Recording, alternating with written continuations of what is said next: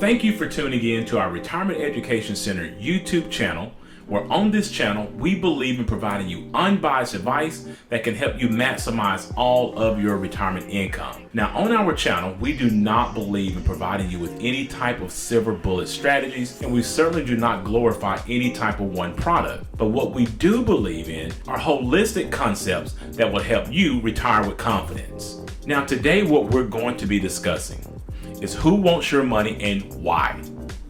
Now, investing and saving money can certainly be complicated, but it shouldn't be, as long as you have a few golden rules that you can follow to help you stay on track in order to meet your financial objectives.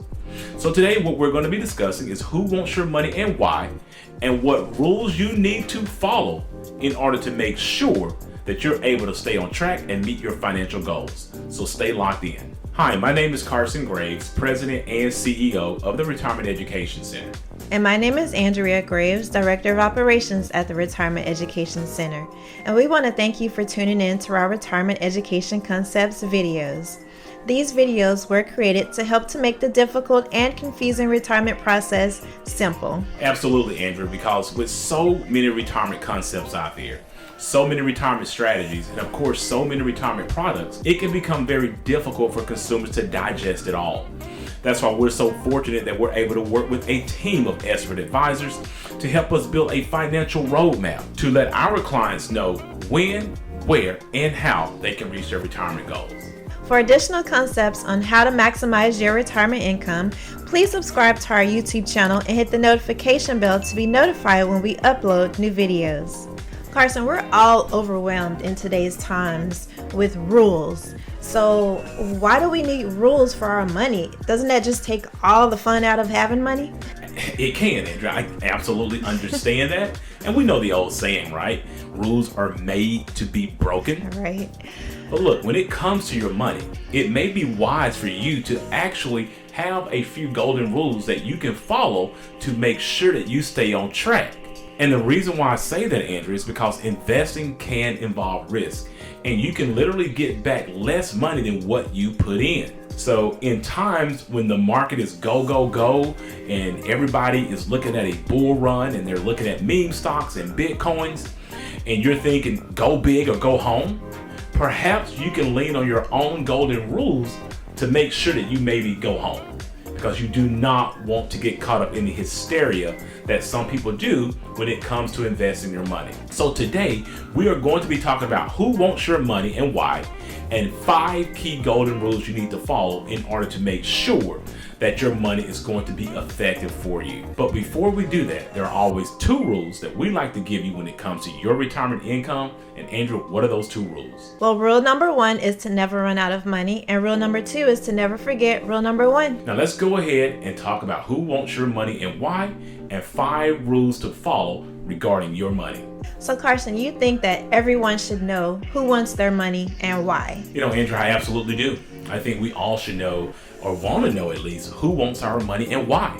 Because what we want our clients to do is to play offense as opposed to defense. And Andrew, when you know who wants your money and why, you can always put in some rules in order to make sure that you can actually counteract whatever they are doing to, I would say, prevent you from scoring with your money. So Andrew, I'm going to put this chart on the screen, and this is going to be very educational for those who are watching this. And we're going to talk about who wants your money and why, of course. So Andrew, if we take a look at the screen, what we're going to be discussing is the financial institutions who want your money, how they survive, what they promise you, and what do you actually get from those institutions. So the first institution that we're going to discuss here is the government, right?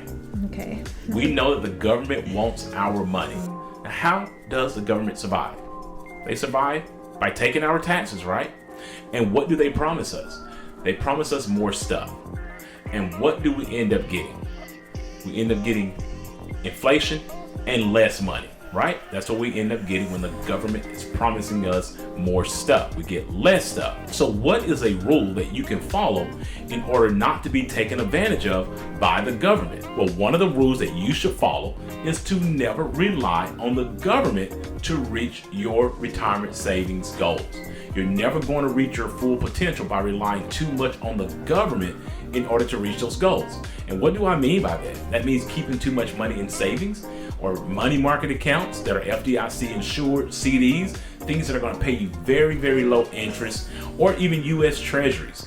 You do not want to keep too much money in any type of government bond because it's not going to end up paying off and combating inflation like you need to for your retirement savings goals. So that is one of the ways that you can actually be on the offensive by actually not relying on the government to actually save your money. So as we take our attention back to the screen, let's talk about another institution that wants your money, and that is Wall Street, correct? Absolutely. Wall Street wants your money. And how does Wall Street survive? By fees and commissions. What do they promise us? More growth. What do we end up getting? We end up getting more risk, but potentially more reward. Now I have to make sure that I say potentially because we do know that what goes up seemingly must come down at some point, and we're seeing that now in a capitulating marketplace. So what rule can you actually implement to combat this situation or this particular financial institution? Well, a good rule of thumb to follow here when you're dealing with Wall Street is to know your risk tolerance. Now, this rule is extremely important because when you know your risk tolerance, you will actually know how much money that you can put at risk and be willing to lose. Because as I mentioned before, when you are investing money, there is a chance that you will get back less than what you put in. So if you can know your risk tolerance, you would know before you go. And when the market is actually going down, you won't feel as panicky as some people do who do not have a plan, who did not know their risk tolerance. So make sure that when you're dealing with Wall Street and you're dealing with money in the stock market, the key element and the key rule to follow is to know your risk tolerance. Now let's take our attention again back to the screen. Let's talk about another institution that wants our money. The insurance companies, right? Absolutely, the insurance companies. Now, how do they survive? Premiums and fees. What do they promise us? More protection. What do we end up getting? We get less risk and we get potentially less reward. Again, I say potentially because in times of trouble, insurance companies are going to be the place where most of us are going to turn to in order to get us out of trouble. Whether it be a house fire, whether we get into a car accident, whether we get on disability, or if we're just looking for income that can last for the rest of our life through an annuity. Insurance companies are going to be there to provide those types of protections. But there are rules that you must implement in order to combat the fact that they're not going to be the be-all to everything that you need in order to reach your retirement potential. So the rule of thumb that I want to give you here when it's dealing with insurance companies is just do not put all of your eggs in one basket. A better way of saying this is to diversify your money. Many people fall to the fallacy, Andrea, that just putting their money into one basket of goods is going to be a good idea for them, no matter which direction they're going, whether they want to be aggressive or if they want to be safe. But studies have shown, Andrea, that when you construct a portfolio with 100% bonds, it shows that that portfolio is actually more risky than a portfolio with 20% equities and 80% bonds. Why? Because of the uncorrelated assets that are involved. So it's important to understand that a portfolio implementing equities can be actually safer and provide you more growth in the process than actually having a basket of goods of one asset class. So when it comes to anything that you're doing within your savings, you want to make sure that you do not put all of your eggs in one basket and follow that rule of diversification. That's very, very important when it comes to the insurance companies holding your money. So let's take our attention back to the screen. There's another institution that wants our money. I think this one is probably very obvious, and that's the banks, right? The banks want our money. How do they survive? Through fees and interest. And what do the banks promise us? They promise us nothing. But what do we end up getting? We end up getting more stuff, Andrea. We end up getting more debt. We end up coming out with a new home, a new car, or the credit cards. So how do you actually implement a rule to combat this situation or this institution and how they're going to be promoting their services to you?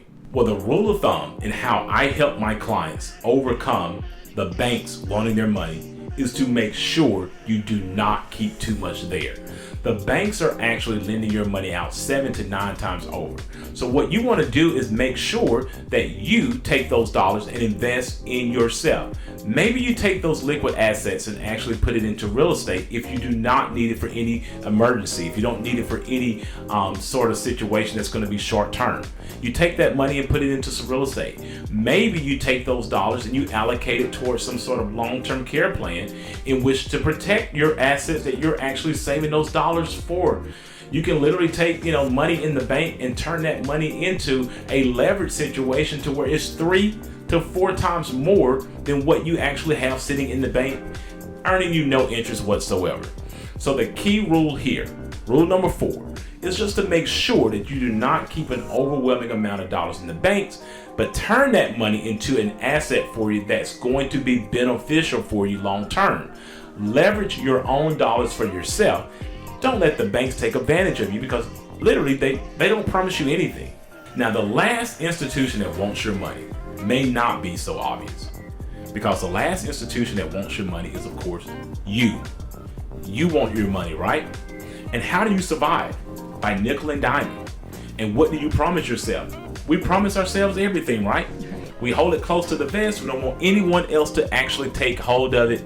But what do we end up getting? We end up getting more fear and more stress because you're trying to do it yourself. So how do you actually play offense and implement a rule to actually stop you from being your own worst enemy? The key rule that you want to follow when it comes to you wanting your money is to make sure that you don't be your own financial advisor. Get professional help. The reason why I say that is because most investors have what we call a loss aversion factor.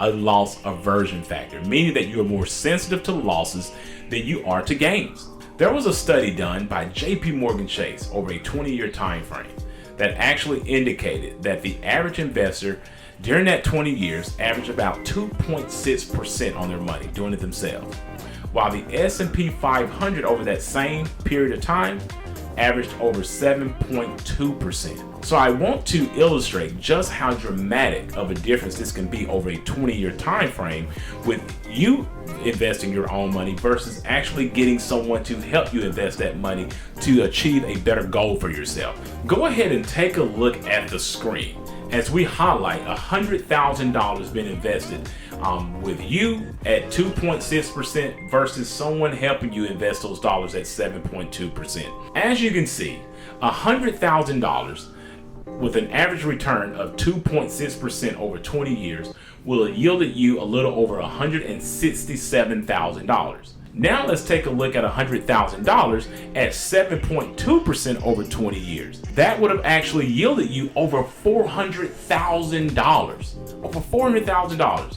We're talking about a $234,000 difference when it comes to your money. Now, I don't know how many of you watching have $234,000 that you're willing to give away. I know that I don't, but this is a possibility that could be your fate if you're trying to manage your own money. So we want to highly encourage you to take advantage of all 5 rules that we provided for you today so you can have a better roadmap to your retirement success. Carson, thank you again for your insight on this topic, and thank you for watching. And if you felt that this information was beneficial for you, please like this video and share with others. So I really hope that the information that we provided for you today in this video will be beneficial in helping you understand that you need to implement some rules for your retirement savings. Please remember that these videos are created for educational purposes only, and that you should always seek out your own financial advisor, your own tax advisor, and your own attorney regarding your personal situation. Also, if you are looking for a fiduciary financial advisor to help you with these type of complex financial matters, we highly recommend that you utilize the links in the description below and go ahead and schedule a 1-hour free consultation with us today. For more information about this topic or any of the other topics that we've shared in our other videos, please feel free to reach out to our office or leave any questions or comments in the section below. After this video, please check out our other videos that will give you tips on how to maximize your retirement. And if you like this video, please give it a thumbs up, subscribe to our YouTube channel, and share it with a friend. Thanks for watching, and remember, if you have questions, we have answers.